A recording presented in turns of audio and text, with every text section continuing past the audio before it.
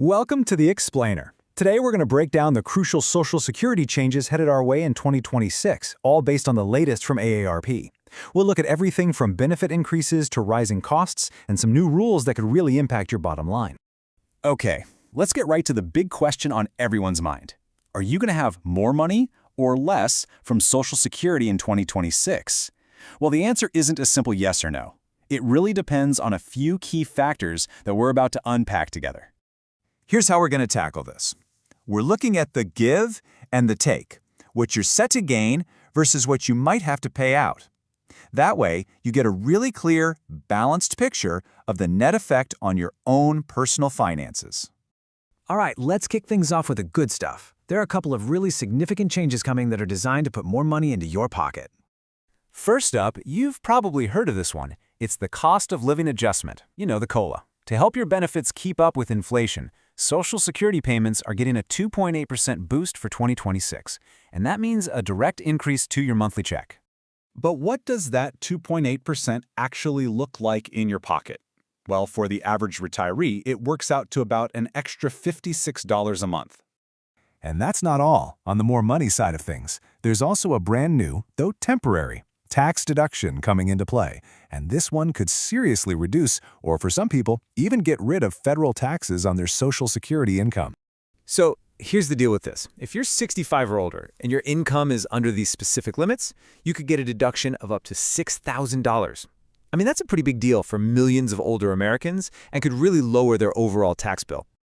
Okay, so we've seen the give. Now let's flip the coin and look at the take, because as you know, it's never just one-sided. While your benefits are going up, some costs are rising right alongside them, and you need to see both to get the full picture. And this is a big one. Medicare Part B premiums, the part that covers your doctor visits and things like that, they're going up. The standard monthly premium is set to jump by $17.90 a month in 2026. Now, this is absolutely crucial to understand. For most people on Medicare, that almost $18 increase gets pulled directly out of your Social Security payment. So that COLA boost we just talked about, a big chunk of it is going to get eaten up by this higher premium before you even see it. Okay, and if you're still working, listen up because this next change is for you. The amount of your income that gets hit with Social Security taxes is on the rise. Yeah, take a look at this. The income cap is jumping by over $8,000. So what does that mean?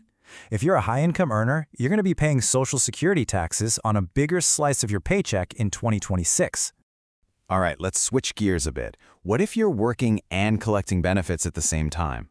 The rules of the game are changing here too, and you definitely want to know about this to avoid any nasty surprises. This all comes down to something called the earnings test. And here's the key thing to remember. This only affects you if you're collecting benefits before your full retirement age. The second you hit that magic number, this test just goes away. It no longer applies. So how does it work? It's actually pretty straightforward. If you're under that full retirement age and you earn more than the limit, which is around $24,500, they'll hold back some of your benefits. But, and this is a big but, you don't lose that money. The key word is withheld. They pay it back to you over time once you do reach full retirement age. And just one more quick thing. For those of you still building up your work history, the amount you need to earn to get a single credit toward qualifying for Social Security is also ticking up a little bit. For 2026, it'll be $1,890 in earnings for one credit.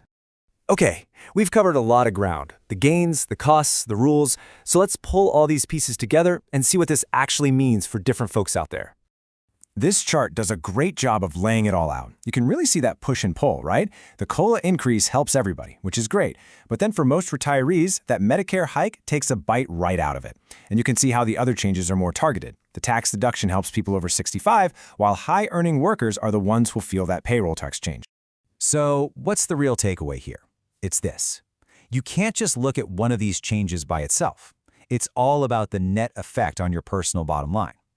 A retiree with a modest income might end up with a little more each month. A higher earning worker, on the other hand, might see their taxes go up. It's totally personal. So there you have it. We've walked through the facts and the figures. The real question now shifts to you. What does this balance of give and take mean for your financial plan? Is it ready for 2026? It's time to crunch your own numbers. Thanks for joining us for this explainer.